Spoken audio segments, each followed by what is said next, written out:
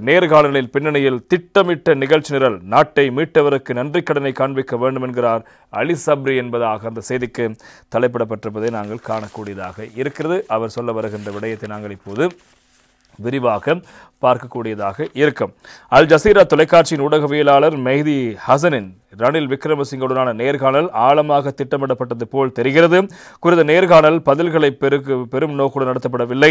இது சீரான ஊடகவியலும் அல்ல, மாறாக கலந்துரையாடுவதை விடுத்து வாக்குவாதத்தை மாத்திரமே நோக்காக கொண்ட விசாரணை வடிவிலான இந்த நேர்காணல் ஏதோ ஒரு நிகழ்ச்சி நிலை அடிப்படையாக கொண்டதாகும் என்று முன்னாள் வெளிவிவகார அமைச்சர் அலி சப்ரி சுட்டிக்காட்டியிருக்கிறார். அத்தோடு இலங்கையின் எதிர்காலத்தை இலங்கையர்கள் தீர்மானிப்பார்கள், மாறாக திட்டமிட்ட நிகழ்ச்சி நிரலோடு இயங்கும் ஒரு ஊடகவியலாளரோ அல்லது சர்வதேச ஊடகமோ அதனை தீர்மானிக்க வேண்டிய அவசியமில்லை எனவும் அவர் தெரிவித்திருக்கின்றார். பிரபல சர்வதேச ஆங்கில ஊடகமான அல் ஜசீரா செய்தி சேவையின் ஊடகவியலாளர் மெஹதி ஹசனுக்கு முன்னாள் ஜனாதிபதி விக்ரமசிங்க அளித்த நேர்காணலில் முதற் பகுதி நேற்று முன்தினம் வெளியாகிய நிலையில் அந்த நேர்காணல் நாடளாவிய ரீதியில் முக்கிய பேசுபொருளாக மாறியுள்ளது. குறிப்பாக அந்த நேர்காணலில் ஊடகவியலாளர் மெஹதி ஹசனால் எழுப்பப்பட்ட கேள்விகளை முன்னாள் ஜனாதிபதி ரணில் விக்ரமசிங்க கையாண்ட விதம் தொடர்பில் அவரது ஆதரவாளர்களும் எதிர்ப்பாளர்களும் சமூக வலைதளங்களில் மாறுபட்ட கருத்துக்களை வெளியிட்டு வருகிறார்கள். அதன்படி இந்நேர்காணல் குறித்து தனது உத்தியோகபூர்வ எக்ஸ் தளத்தில் பதிவொன்றை செய்திருக்கும் முன்னாள் வெளிவிவகார அமைச்சர் அலி சப்ரி, நான் இதற்கு முன்னரும் மெஹதி ஹசனின் நேர்காணலை பார்த்திருக்கிறேன். அவர் ஆக்ரோஷமானவம், போர் தொடுக்கும் துணையிலுமே பேசுவார். ஆனால் அவரது இயல்பான தோரணையுடன் ஒப்பிடுகையில் ரணில் விக்ரமசிங்கவுடனான அவரது நேர்காணலை ஆழமாக திட்டமிட்டது போல் தெரிகிறது. குறித்த நேர்காணல் பதில்களை பெரும் நோக்குடன் நடத்தப்படவில்லை.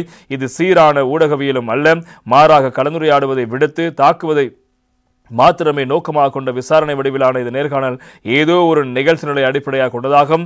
நியாயமான முறையில் கடினமான கேள்விகளை கேட்பதற்கு வழி இருக்கிறது. ஆனால் மெஹதி ஹசன் பதில்களை புறந்தள்ளி உரத்து பேசினார், விளக்கங்களை இடைமறித்து நிறுத்தினார், அவரது திட்டத்துக்கு பொருந்தக்கூடிய வகையில் வார்த்தைகளை மாற்றினார். ரணில் விக்ரமசிங்க அளித்த பதில்கள் அவருக்கு பொருந்தாத பட்சத்தில் அவற்றை செவிமடுக்க மறுத்தார்.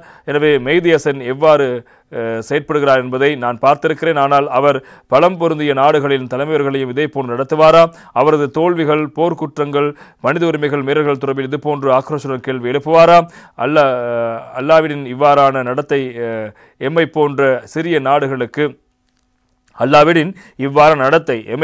சிறிய நாடுகளுக்கு மாத்திரம் மட்டுப்படுத்தப்பட்டிருக்கிறதா?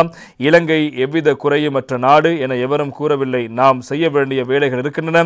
இவ்வாறு மறுசீரமைப்புகளை மேற்கொள்ள வேண்டி இருக்கிறது, பொறுப்புகளை உறுதி செய்ய வேண்டி இருக்கிறது. ஆனால் அவை அனைத்தும் எமது போராட்டங்கள் இலங்கையின் எதிர்காலத்தை இலங்கையர்கள் தீர்மானிப்பார்கள், மாறாக திட்டமிட்ட நிகழ்ச்சிகளுடன் இயங்கும் ஒரு ஊடகவியலாளரோ அல்லது சர்வதேச ஊடகமோ அதனை தீர்மானிக்க வேண்டிய அவசியமில்லை என்பதாக அலி சப்ரி அவர்கள் தெரிவித்திருக்கிறார்.